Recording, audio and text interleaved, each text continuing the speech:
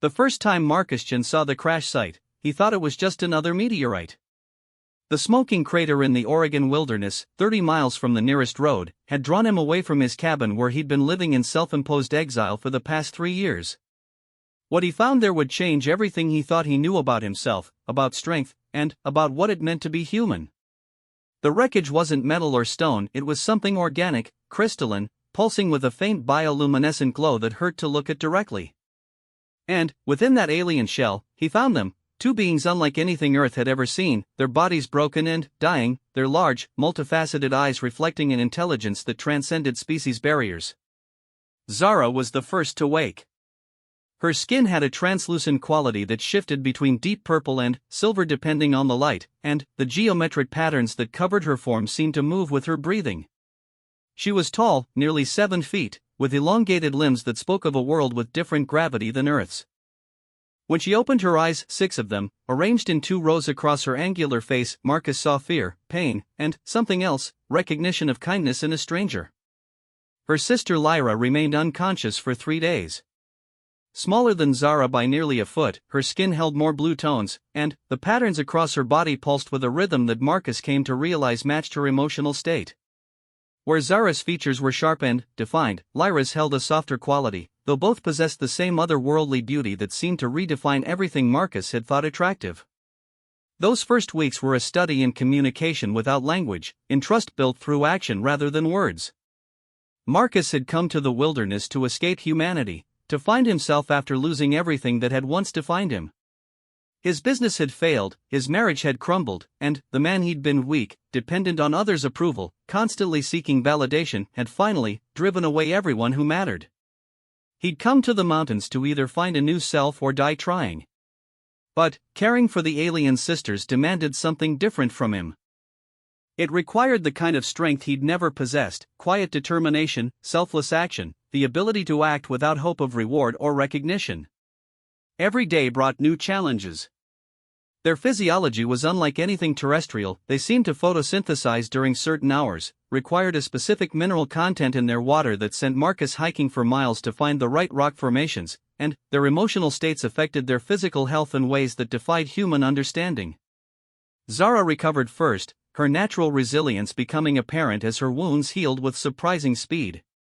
She began attempting to communicate through a combination of gestures, drawings, and something that felt like telepathic impression, not true mind reading, but an emotional resonance that let Marcus understand her general meaning. Through these communications, he learned they were explorers from a distant system, their ship damaged by some cosmic phenomenon that had forced an emergency landing. Their technology was beyond Earth's comprehension, but it was also broken, possibly irreparably. What struck Marcus most was their complete dependency on him, and how that dependency brought out capabilities he'd never known he possessed. The old Marcus would have panicked, would have sought help, would have tried to find someone more qualified to handle the situation. But there was no one else. In the isolation of the wilderness, faced with beings who would die without his care, he discovered reserves of competence and determination that transformed him day by day.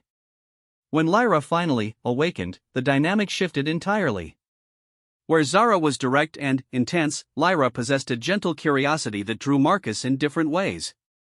She seemed fascinated by human culture, spending hours examining his books, his tools, his clothing. Her emotional patterns, visible as shifting colors across her skin, were more volatile than her sister's, swinging from joy to sadness to something that looked remarkably like infatuation with an intensity that was both beautiful and concerning. The sisters communicated with each other in a language that was part sound, part color, part movement. Marcus watched their conversations with growing understanding, noting how they discussed him, how their patterns shifted when they looked at him, how their 6 eyes would track his movements with an attention that went far beyond mere gratitude. It was Zara who made the first advance, 3 months after the crash. Marcus was tending to the small garden he'd created to supplement their specialized dietary needs when she approached him with a directness that was characteristic of her personality. Her skin patterns were cycling through deep purples and golds, colors he'd learned indicated strong emotion, and, when she touched his arm, he felt that strange resonance again, but stronger this time, unmistakably intimate. The communication that followed was unlike anything in human experience. Through touch, through shared emotional impressions, through the alien language they'd been slowly teaching him, Zara conveyed concepts that had no direct translation. She spoke of how his care had healed not just their bodies but something deeper, how his transformation from the broken man who had first found them to the capable, strong person he'd become had awakened feelings in her that transcended species boundaries. In her culture, she explained, strength was the highest virtue, not physical strength, but the strength to overcome one's own limitations, to become more than what nature or circumstance had made you. She had watched Marcus shed his former weakness like a snake shedding skin, had seen him rebuild himself through acts of service and determination. To her people, such transformation was the most attractive quality imaginable. The night they first became intimate was like nothing Marcus could have imagined. Alien physiology brought alien sensations, alien responses that challenged every assumption about physical compatibility. But, more than that, it was the emotional connection, that resonance that seemed to link their minds, that created an intimacy deeper than anything he'd experienced with his own species. Through that connection, he felt Zara's appreciation for his strength, her admiration for his growth, her genuine affection for the man he'd become rather than any pretense about who he'd been before. But, their connection also awakened something in Lyra that created a complexity Marcus hadn't anticipated. The younger sister's emotional patterns became increasingly erratic, her colors shifting to combinations that Zara clearly found concerning. Through their growing shared vocabulary, Marcus learned that Lyra was experiencing something her culture called resonance echo, a phenomenon where the deep emotional connections formed by one sibling could trigger similar feelings in another. Lyra's approach was entirely different from her sister's. Where Zara had been direct, Lyra was subtle, expressing her feelings through small gestures, through the way she would position herself near him during their daily routines, through gifts of flowers and interesting stones that she would present with shifting skin patterns that painted her emotions across her form like living art. The situation came to a head during a violent storm that trapped them in the cabin for nearly a week. The close quarters, the tension of confinement, and the building emotional complexity between the three of them created a pressure that finally demanded resolution. It was Lyra who broke first, her usual gentle demeanor giving way to an emotional outburst that painted her skin in rapid, chaotic patterns while she spoke in her native language with an intensity that needed no translation. Zara's response revealed the depth of their sisterly bond and the complexity of their culture's approach to relationships. Through careful translation and emotional sharing, Marcus learned that their species didn't experience romantic connection the way humans did. For them, deep bonds were formed through shared growth, shared strength, shared evolution into better versions of themselves. The fact that both sisters had developed these feelings toward the same person wasn't seen as competition but as a recognition of his worth. What followed was a conversation that challenged every human assumption about love, relationships, and emotional bonds. In their culture, they explained, it was not uncommon for siblings to share deep connections with the same individual, particularly when that person represented ideals they both valued. The strength Marcus had developed, the transformation he'd undergone, the capability he'd demonstrated in caring for them, these were qualities that resonated with fundamental aspects of their psychology. But, more than that, they had developed individual connections with him based on different aspects of his character. Zara was drawn to his determination, his ability to solve problems and overcome obstacles. Lyra was attracted to his gentleness, his patience, the careful attention he paid to their needs and emotions. Together, they saw him as a complete person in a way that neither felt she could appreciate alone. The resolution they proposed was unlike anything in Marcus's experience, yet it felt strangely natural given the extraordinary circumstances of their relationship. They asked not for him to choose between them, but for him to accept what they offered together, a bond that would honor both their individual connections to him and their connection to each other. What followed was months of exploration, both emotional and physical, as the three of them developed a relationship structure that defied human categories. Marcus found himself growing in ways he'd never imagined possible, not just as a man but as a being capable of complex emotional connections. The sisters taught him to see strength not as dominance or independence, but as the ability to be truly present for others, to support and be supported, to grow through connection rather than in spite of it. Their physical intimacy evolved into something that transcended the merely sexual, becoming a form of communication, of shared growth, of mutual exploration. The alien physiology that had initially seemed so foreign became familiar, cherished, a source of experiences that expanded his understanding of what it meant to connect with another conscious being. The emotional resonance they shared allowed him to experience their pleasure, their growth, their joy as if it were his own, while sharing his own transformation with them in return. The transformation Marcus underwent during this time went far beyond anything he'd experienced in those first months of caring for them. The weak, insecure man who had fled to the wilderness was gone, replaced by someone who had learned to find strength not through dominance but through service, not through independence but through meaningful connection, not through avoiding challenges but through rising to meet them. As their relationship deepened, the sisters began sharing more about their culture, their world, their technology. They came from a civilization that had long ago moved beyond the competitive, hierarchical structures that defined much of human society. Their strength came from cooperation, from the ability to form deep, complex bonds that elevated all parties involved. They had traveled to Earth not as conquerors or even as researchers, but as explorers seeking new forms of connection, new ways of understanding consciousness and growth. The crash that had brought them together hadn't been entirely accidental, they eventually revealed. Their ship's navigation systems had detected something unusual about Earth's biosphere, not just the diversity of life, but the presence of beings capable of rapid transformation under stress. They had come to investigate this phenomenon, never expecting to find themselves dependent on an example of it for their survival. Marcus realized that his own journey, the failure that had driven him to the wilderness, the isolation that had forced him to confront his weaknesses, the random chance that had led him to their crash site had been preparing him for this moment his entire life. Every failure had taught him something about resilience. Every loss had shown him what truly mattered. Every moment of weakness had revealed the possibility of strength. The sisters' technology, while damaged, wasn't entirely beyond repair. Over the months, working together, they managed to restore some of its functions.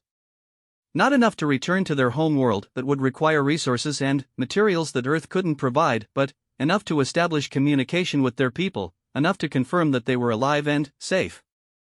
The response from their civilization was revealing. Rather than demanding their immediate return or sending rescue missions, their people expressed fascination with the relationship they had developed.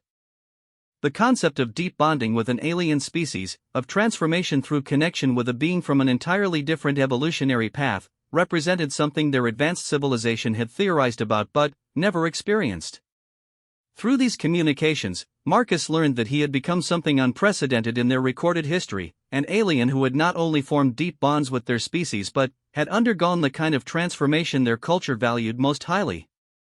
His journey from weakness to strength, his development of capabilities he'd never known he possessed, his growth through service and connection rather than competition and domination, all of this represented ideals their civilization had spent millennia developing. The invitation, when it came, was both an honor and a challenge that would have been unimaginable to the old Marcus. Their people wanted to meet him, to study the relationship the three of them had developed, to learn from his transformation and, perhaps to understand what humans were capable of when pushed beyond their perceived limitations. But, the invitation came with conditions that would test everything he had become. The journey to their world would be one way. Current technology couldn't guarantee a return trip, and, even if it could, the time dilation effects would mean that centuries would pass on Earth during the voyage. He would have to leave behind not just his home world, but his entire species, everything familiar, everything safe. The old Marcus would have been paralyzed by such a choice. The new Marcus found himself considering it not with fear, but with the same careful analysis he'd learned to apply to every challenge since finding the sisters. What did he have to return to on Earth?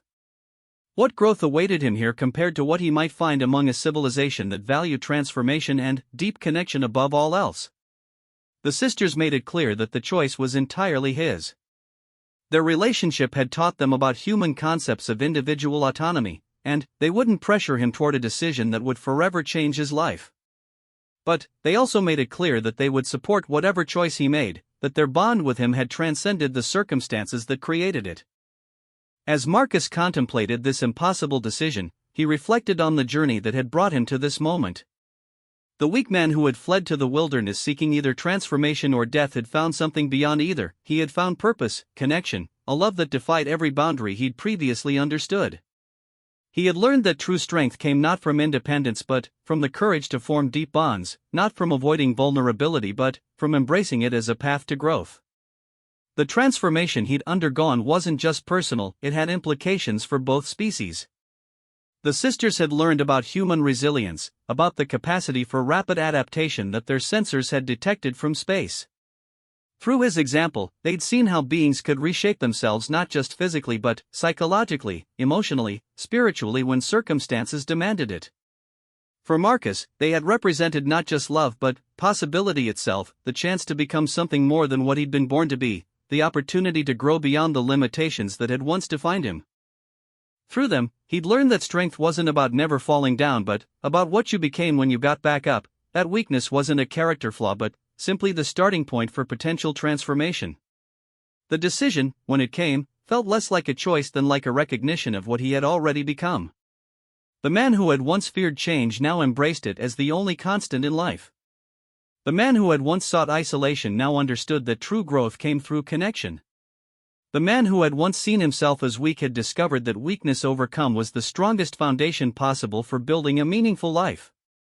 Standing in the crash site that had brought them together, surrounded by the rebuilt technology that would carry them to worlds beyond imagination, Marcus realized that the real journey had never been about distance traveled or destinations reached. It had been about the transformation of three beings who had found in each other something that none of them could have become alone. The old Marcus-Chen was gone, destroyed not by circumstances but by choice, replaced by someone who understood that the man who destroys his weak self can never be destroyed by others. The new Marcus looked toward the stars not with fear but with anticipation, knowing that whatever challenges awaited them among alien worlds, whatever growth still lay ahead, he would meet them with strength earned through transformation, love discovered through service, and an understanding of himself that no external force could ever take away. As their ship prepared for departure, carrying them toward adventures that would challenge every assumption about what was possible between conscious beings, Marcus carried with him the knowledge that the greatest journey wasn't the one that lay ahead but the one he had already completed. The journey from who he was to who he had chosen to become. The weak self was dead. The strong self lived. And ahead lay infinite possibilities for growth, for love, for transformation that would make even this incredible journey seem like only the beginning of what consciousness could achieve when it committed itself to becoming more than it had ever imagined possible. In the end, the crash that had seemed like catastrophe had been revelation. The isolation that had felt like exile had been preparation. The weakness that had driven him to the wilderness had been the raw material from which real strength could be forged. And the love he had found with two alien beings had taught him the most important lesson of all, that the universe was far stranger, far more beautiful, and far more full of possibility than any single world could ever contain. The man who had learned to destroy his weak self had indeed become indestructible, not because he was beyond harm, but because he had learned to transform every challenge into an opportunity for growth, every loss into a lesson in resilience, every moment of vulnerability into a chance for deeper connection. As they departed Earth behind, Marcus carried with him the understanding that true strength lay not in never falling, but in rising every time you fell, and in helping others do the same. The stars awaited, and, with them, the next phase of a transformation that had no end, only endless possibilities for becoming more than what any of them had ever dreamed possible.